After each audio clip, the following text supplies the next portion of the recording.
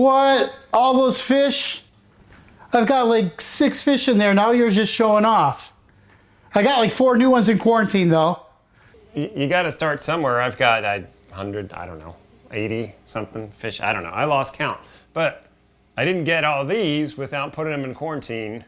I know you're running copper on your stuff, so good job on that. Way to be proactive.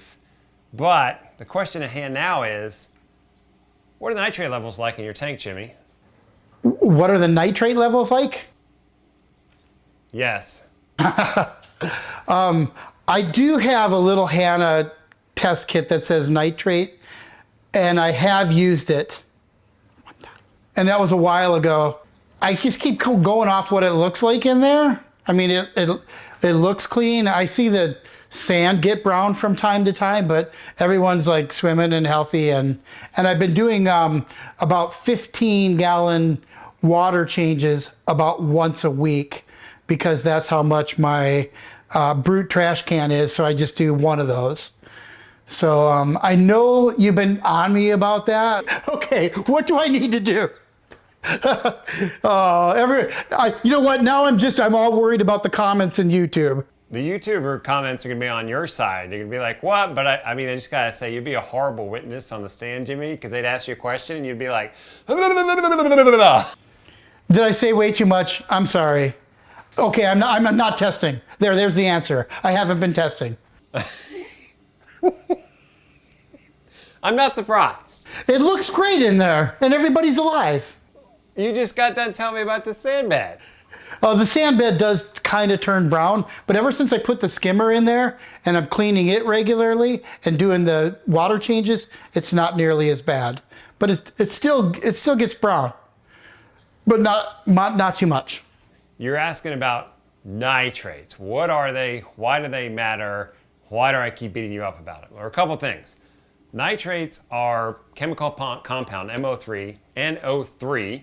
They are the end product of the nitrogen cycle in your tank. So when you get fish waste or uneaten food or fish dying, produces ammonia, then it gets converted to nitrites, then it gets converted to nitrates. Nitrates is what you're testing for. If you have nitrates, that means your tank is processing nutrients, which is a good thing, and your corals need them. They use a little bit of nitrates to grow. Your clam is going to use a little bit of nitrates to grow. Fish, for the most part, don't care about them. Your nitrates can be really, really high, and the fish could care less. So we don't have to worry about it so much as a fish standpoint. But what I do want you to do is test it and start logging it, because nitrates are going to give you some insight into your tank on how it's maturing, how much fish it can handle, and if your equipment is working well. Okay, so what is that target number? This is a great question. There's a wide range for what works. Part of it is seeing what works in your tank. I have clients' tanks that are very successful. Their nitrates are at 40, and the tank likes it that way. Nitrate levels in my tank hang out between 3 and 5, and it's happy that way. So I'm not as concerned about an exact number. What I want you to do is test and start noting how your tank is doing, and you'll start to see where your tank is happy with nitrates. Okay, so how often? At least once a week. I'll start doing it when I do my water changes, because it'll just be a couple more minutes, because I'm doing that regularly now. But if you're testing your nitrates regularly and you're logging them, it will tell you if you even need to do a water change, because what if I told you you didn't need to do a water change, Jimmy? You didn't have to do it at all. Back in the old days, the idea was zero nitrates, zero phosphates. We'll talk about phosphates later. But everyone wanted everything at zero. Now things have come kind of back around, and we're looking at it differently and saying you want some nitrates and some phosphates. So if your nitrates are already low, you don't need to be doing a water change, because that could be making your algae problem worse. A lot of people get caught up in getting an ideal number. You're going to discover your ideal number by testing and watching your tank, logging it, and watching for that trend. Yeah, like right now everybody looks happy in there, and they eat regularly. They see me come in, the water looks pretty clean. So I would say it's happy right now from my assessment. So I'll take a measurement tonight and log that number. And then next week, when I measure again, we'll see what changed. No water changes between now and then. Okay, so if the number goes up, that means dirtier, more nitrates. If the number goes down, that means cleaner. And then I'm gonna kind of look and see what I think the health of it is from my assessment. All right. That seems simple enough. I'm not trying to make your life hard. I'm just trying to make you successful. Okay, so Mark, if I'm testing my water and I'm usually at 5, say, and then all of a sudden I have a spike, it goes to 12 or whatever. What does that mean, or what should I do? First, note it and observe. If nothing in your tank seems to change, the corals don't change, the fish aren't going to care. But if you don't have more algae, you can let it ride. Like, it's almost a bit of an experiment. Like, okay, I went from 5 to 12. Everything looks okay, good. Are all my fish here? Yes. Probably nothing has died. Is my filtration working? Is my skimmer still working well? Maybe I need to change my filter socks. These are all places to look if it's high. It's telling you that for some reason there was more waste in your tank that the tank had to process. Now, it's good that you have them because that means that your tank did process them. So you went from 5 to 12, you haven't lost any fish, all your filtration is working, everything looks all right. I would leave it. Now, you like to have a perfect sand bed. You might say, hey, this is a reason to do a water change if you wanted to. One way to handle that nitrate spike or that rise in nitrates is to do a water change. The saying was, dilution is the solution to pollution. So if you have higher nitrates in your tank, you do a water change with fresh salt water that should have no nitrates, you're gonna lower the nitrate levels in your system. The key with that is, it's great, but it doesn't last long. Like 24 to 40 hours, depending on the stocking level of your tank, your nitrate level is going to start rising again. So it's not an effective long-term solution. You just can't do big enough water changes consistently to keep that level down. So what are some other ways you can lower your nitrate levels? Well, one is if you have too many fish, take some fish out.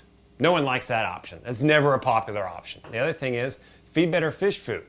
Make sure the fish are eating the food that you're feeding and you're not overfeeding. If you're putting in a lot of food, a lot of it you see going in down the overflows, getting caught in the rocks, it's going to break down. Your tank is going to process it, which is good, but then it's going to give you nitrates, which you don't want. Is some of your gear not working right? You said your skimmer's working well, it smells horrible. That's great. If all of a sudden you notice it's not pulling out as much, it may need a cleaning. That can lead to a nitrate level in your system. What about long term?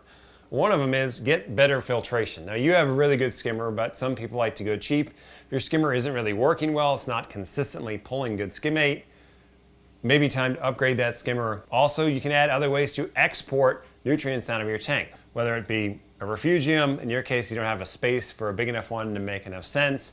You can get an algae turf scrubber, which is like a small refugium. That's going to grow algae, which is going to eat the nitrates, and then you remove the algae and you've exported it out of your system. Biopellets are another way to grow nitrate-eating bacteria by giving it a carbon source, and then it gets skimmed off and it exports that out of your system. The key is you want to get those nitrates out. Worst comes to worst, you can add sulfur denitrators to your tank. It's a big piece of equipment. They're fairly costly, but you're a long way from that, and to me that's a last-ditch effort. You should not have to resort to that. You should not look for that quickly, but they do work, but it's way down the line. So, Mr. Saltwater, what if my nitrate level... Saltwater tank, not the whole ocean, just tanks. Mr. Saltwater tank, not the whole ocean. Let me ask the question again, Mr. Saltwater tank. So, Mr. Saltwater tank, what if my nitrate levels are... I can't measure it. What if it's 0 or if it's low? That, in a lot of ways, is good because it's easier to add nitrates than to lower them. Now, in your tank, you've got about 180 gallons. You've got a handful of small fish. It wouldn't surprise me if your nitrate levels are low. And when your tank is young, we don't want to have a lot of nitrates in the tank. We want to be slowly adding fish to let your biofilter grow. So if they're low when your tank is small or you're young, it doesn't have a lot of fish in it, that's a little bit to be expected. You kind of got to ride that out. At first, it's not necessarily a bad thing. But if you have low nitrates, your corals don't look well, your fish aren't going to care if the nitrates are low, what do? A couple things you can do. Stop doing water changes. Everyone should like that option. It's less maintenance. You can turn off your skimmer for a couple hours a day. The other thing is you can start feeding more. Feed your fish more. I don't want you to throw a bunch of fish food in the tank, but add 20% more food and see if it affects your nitrates. The other great thing is you can add more fish to your tank. If your nitrates are constantly low or 0, That means you can put more fish in your tank and the tank can handle it. Now that doesn't mean go get a dozen tangs and throw them in your tank and then go, my nitrate levels went from 0 to 40 in 2 days. Yeah, well, what do you expect? But this means you can add more fish. Your filtration can handle what is being put into it, which is a great thing. All right, awesome. I'll start tonight. Really? Like, really, you're gonna start? You're gonna be like, oh yeah, I'm gonna start tonight. Hey, look, there's a bird. You have little faith. No, I absolutely am going to test because it's very important to me to keep everything alive in here. Okay, so then in 3 months, or less, we'll come back and we'll do a Trends in Jimmy's Tank show, and we'll see the data versus what you've done in your tank with adding a skimmer, adding a fish, and we'll plot it and we'll talk to people about it so they can see your success and it'll keep you accountable as well. Of course. So yeah, I'll definitely keep that so we can make a graph, and then I'll do a PowerPoint presentation and we'll do it live on YouTube. Done. We're holding me to it. You just got to do it before I go to Australia. All right, what? Am I going with you? Nah, it's too cold for you. It's winter there. What? Too cold for me. You live in Florida. If it's under 70, you're like, I got to put on a coat. Yeah, but I'm like a seal. I have blubber. I belong in the sea. I got a beard. I'm like Captain Ahab. You just need a pipe and a little like Jacques Cousteau beanie.